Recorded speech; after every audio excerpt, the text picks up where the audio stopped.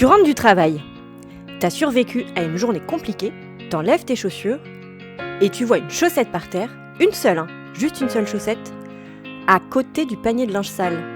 Et là, tu sens monter en toi une colère digne d'un documentaire animalier. Tu regardes cette chaussette comme si elle était responsable de tous tes problèmes. Et pendant quelques secondes, tu envisages même sérieusement de déménager, de tout quitter, de tout plaquer, juste pour une chaussette. Pourquoi cette chaussette est-elle devenue ton ennemi numéro 1 ? Et si ça n'était pas la chaussette, le problème ? Pourquoi attendre d'arriver à saturation pour prendre enfin des vacances ? Pourquoi certaines personnes explosent pour une broutille ? Et pourquoi certaines arrivent à déconnecter en vacances et d'autres non ? Pourquoi on dit tirer sur la corde, être tendu, être à bout, comme si la coupe était pleine et c'est la goutte d'eau qui fait déborder le vase ? Et si tout ça parlait d'un même réflexe ? T'as déjà compté les semaines de travail qu'il te restait avant de prendre des congés ? Allez, courage, encore 2 semaines et tu seras en vacances. Puis, allez, courage, encore 1 semaine. Et puis, encore 3 jours. Et puis, allez, encore demain. Et enfin, ça y est, tu es en vacances. Mais bizarrement, tu ne te sens pas en vacances. Ton corps est là, mais ta tête continue à courir. Tu penses à ton travail, tu penses aux factures, à la rentrée, aux choses que tu as oubliées, aux choses que tu dois faire. Comme si ton cerveau refusait d'appuyer sur pause. Et parfois, au bout de quelques jours, paf, tu tombes malade.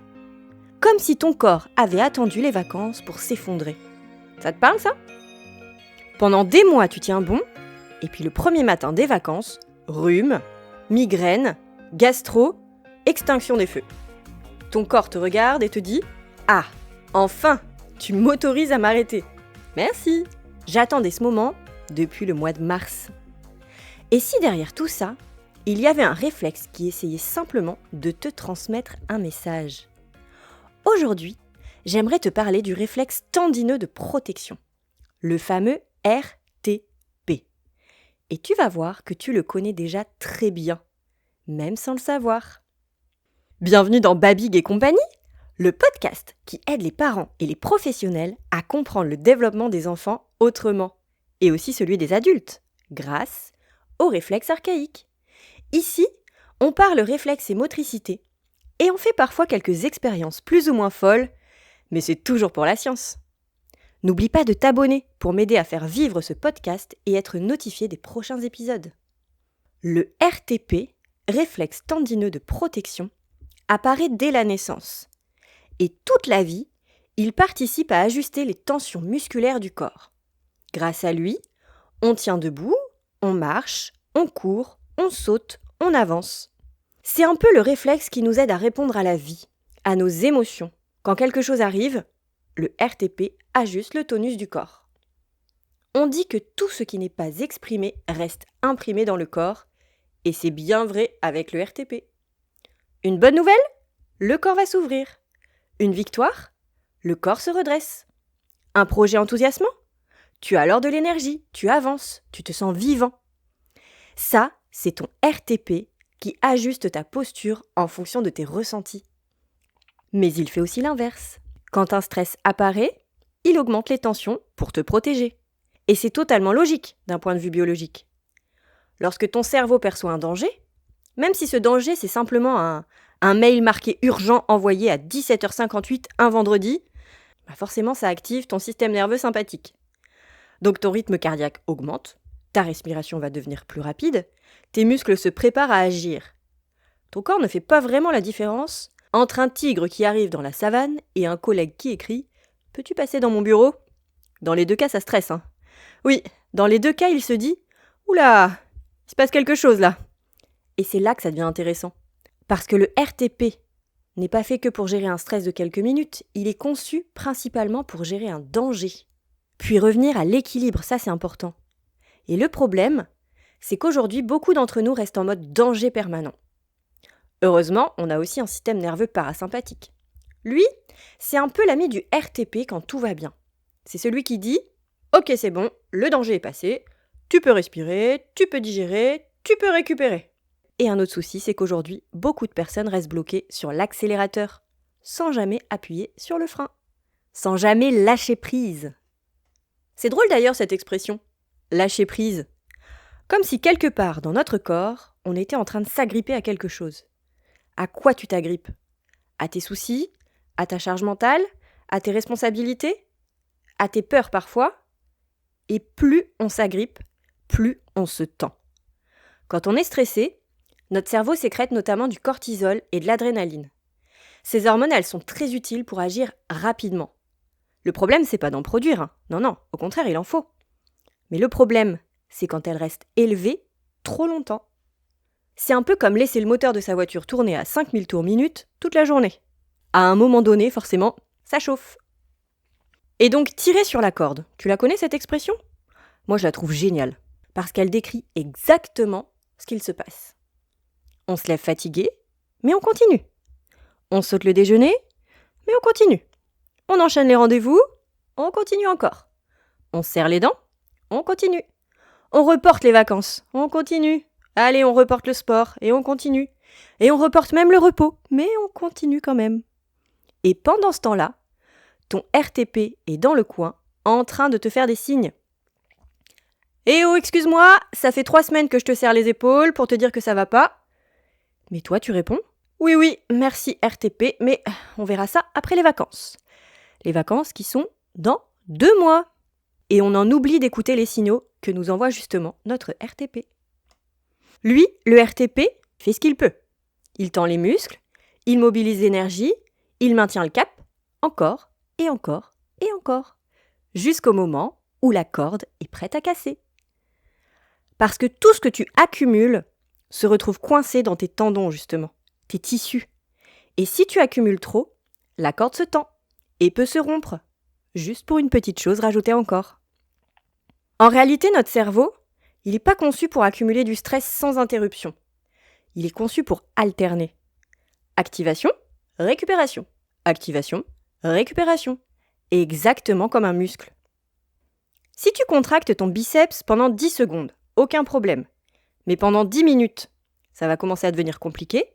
Et pendant 10 heures, là, tu vas peut-être passer un mauvais moment. Pour le système nerveux, c'est exactement pareil. Alors arrive une scène très banale, ridicule même quand on y pense. Ton enfant renverse son verre par terre. Ou alors ton conjoint oublie d'acheter le pain. Quelqu'un te coupe la route. Ou la connexion internet saute. Tu exploses. Tu t'énerves. Tu cries. Tu pleures parfois. Parce que t'as passé la journée à courir après le métro, ou t'es resté assis des heures en réunion, t'as serré les dents à écouter parler ton collègue que tu détestes en plus. Bref, tu rentres le soir, et tu t'énerves injustement après ton fils qui a laissé traîner ses chaussures dans l'entrée, ou ses chaussettes à côté du panier de linge.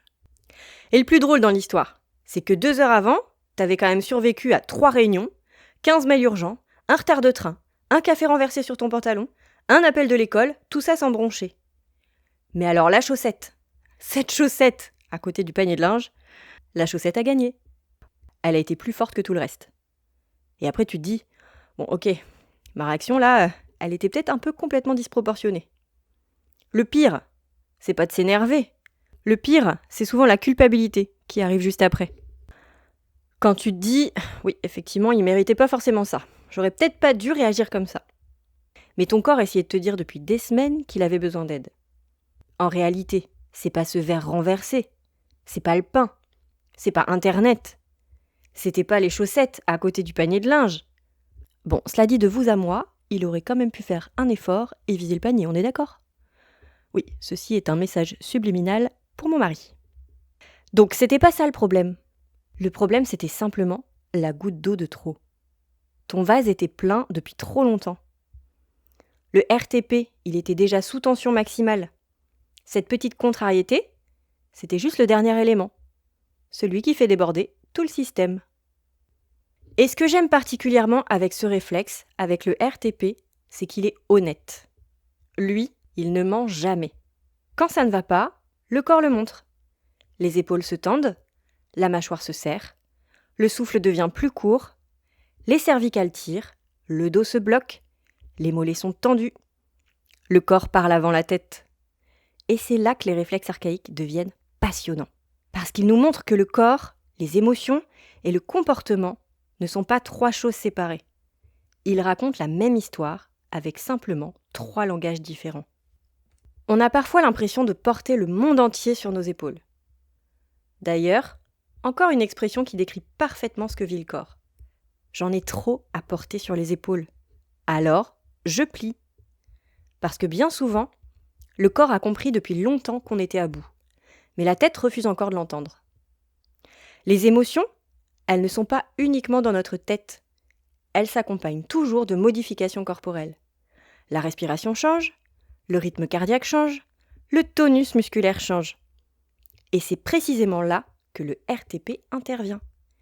Il ajuste en permanence les tensions du corps pour nous permettre de nous adapter à ce que nous vivons. Pourquoi les vacances deviennent alors indispensables ? Parce que les vacances, elles ne servent pas uniquement à voyager. Elles te servent à revenir à l'équilibre, à permettre au système nerveux de comprendre « oui, c'est bon, le danger est terminé. Tu peux relâcher maintenant, tu peux respirer, tu peux récupérer, tu peux vivre autre chose que la survie. » Mais pour ça, encore faut-il accepter de ralentir. Et ça, c'est pas toujours facile. Certaines personnes partent à l'autre bout du monde et emmènent leur stress dans leur valise. Tu connais peut-être ce scénario ? Premier jour de vacances, tu regardes tes mails. Deuxième jour, tu regardes tes mails, allez, juste 5 minutes. Troisième jour, tu réponds à un collègue. Quatrième jour, tu travailles, mais avec un cocktail à la main. Ce qui, paraît-il, compte comme de la détente. Parce que changer de lieu ne suffit pas toujours. Et bien souvent, c'est le rythme intérieur qui a besoin de vacances. Donc si tu as déjà vérifié tes mails sur une plage en disant « c'est bon là, je regarde juste vite fait », sache que ton RTP vient probablement de lever les yeux au ciel. Tu t'es déjà réveillé à 3h du matin avec une idée géniale. Enfin, ce que ton cerveau considère comme une idée géniale. Parce qu'effectivement, à 3h du matin, réfléchir à une facture EDF de 2022, c'est probablement pas une priorité absolue. Pourtant, ton cerveau, lui, il trouve ça essentiel à ce moment-là. Et quand le RTP est sous tension depuis longtemps, ça devient parfois difficile de couper complètement. Je te propose alors une petite expérience. Pas besoin de matériel, pas besoin d'application, pas besoin de technologie. Juste toi. Observe ton corps en ce moment même. Comment sont tes épaules ? Sur une échelle de 1 à 10, par exemple. 1, je suis détendue comme un chat au soleil. 10, mes épaules sont tellement hautes qu'elles essaient de remplacer mes oreilles. Alors, tu te situes où, toi, entre 1 et 10 ? Et comment est ton souffle ? Tes jambes, tes pieds ? Comment est ta mâchoire ? D'ailleurs, fais un test. Relâche maintenant ta mâchoire. Oui, toi qui écoutes. Relâche ta mâchoire. Parce que je le sais, il y a environ 1 personne sur 2 qui écoute ce podcast en serrant les dents sans s'en rendre compte. Est-ce que quelque chose est tendu ? Est-ce que tu es en train de retenir quelque chose ? Une émotion ?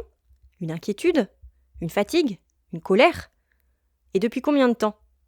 Quelques heures ? Ou quelques jours ? Quelques semaines ?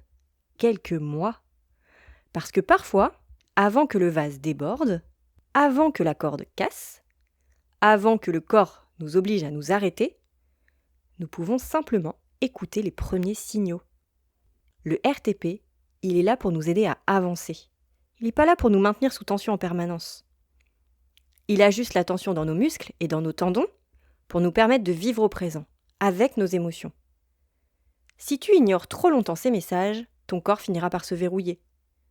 Alors cet été, si tu en as la possibilité, n'attends pas que la corde casse. N'attends pas la goutte d'eau de trop qui fait tout déborder. N'attends pas d'être à bout. Autorise-toi à ralentir avant, à ressentir avant, à récupérer avant. Parce que prendre soin de soi, ça n'est pas un luxe, c'est une nécessité biologique. Et quand on en prend conscience, on n'attend même plus les vacances pour prendre soin de son RTP. Ah oui, effectivement, c'est au quotidien que tu peux l'entretenir, et qu'il faut l'entretenir d'ailleurs. C'est ok de remplir ton vase émotionnel avec des choses qui t'agacent, qui t'énervent, qui te stressent, c'est humain. C'est normal. Et ton RTP, il est là pour ça. Pour t'aider à vider ce vase, pour qu'il ne soit pas trop plein, mais plutôt qu'il soit à l'équilibre. Le but n'est pas d'avoir un vase vide, ce serait impossible. La vie le remplit tous les jours. Le but, c'est de ne pas attendre qu'il déborde pour commencer à en prendre soin. Et comment tu peux réguler ton RTP et vider un peu d'eau du vase ? Quand tu te mets en mouvement, que tu évacues les hormones de stress pour réguler ton système hormonal en faisant du sport, mais aussi en t'étirant, en te massant, en gardant de la souplesse dans tes tendons, souple dans son corps et souple dans son esprit. Et enfin, en vivant pleinement au présent, avec tes émotions, en comprenant qu'il n'y a pas d'émotions positives ou d'émotions négatives, qu'elles font partie de nous, et c'est même grâce à elles qu'on est bien vivant. Alors cet été, prends soin de ton RTP. Bouge, respire, étire-toi, repose-toi et vis pleinement ce que tu ressens. Et surtout, ne laisse pas une chaussette décider de ton humeur. Et quand tu reprendras le travail, accorde-toi des moments off, rien qu'à toi, pour détendre ton corps et aussi ta tête. Pour que tout ce que tu ressens ne reste pas bloqué dans tes tendons. Et que tu ne pètes pas un câble si tu croises cette fameuse chaussette sale à côté du panier de linge. Parce qu'au fond, la chaussette n'est pas le problème, ne l'oublie pas. Elle n'a jamais été le problème. Même si parfois elle fait vraiment beaucoup d'efforts pour nous faire croire le contraire. Donc quand tu la croiseras cette chaussette, tu me verras te faire un petit clin d'œil et tu sentiras ton RTP pas loin. Si le RTP pouvait te parler aujourd'hui, il te dirait peut-être « Je ne te demande pas d'arrêter de vivre. Je ne te demande pas d'arrêter de travailler. Je ne te demande même pas de partir en vacances. Je te demande simplement d'écouter quand je t'envoie un message. Pour ralentir quand c'est nécessaire. Prends soin du développement des enfants et du tien. Observe leurs mouvements, leur posture, leur comportement et les tiens également. Faire du lien entre le corps, les émotions, les apprentissages, la posture, la coordination grâce aux réflexes archaïques. Et si tu fais toi-même quelques expériences pour entretenir ton RTP, comme te mettre au yoga par exemple, c'est toujours pour la science, hein ? Si cet épisode t'a parlé, tu peux découvrir mes ateliers et formations sur Babig et compagnie. À bientôt pour parler réflexes et motricité.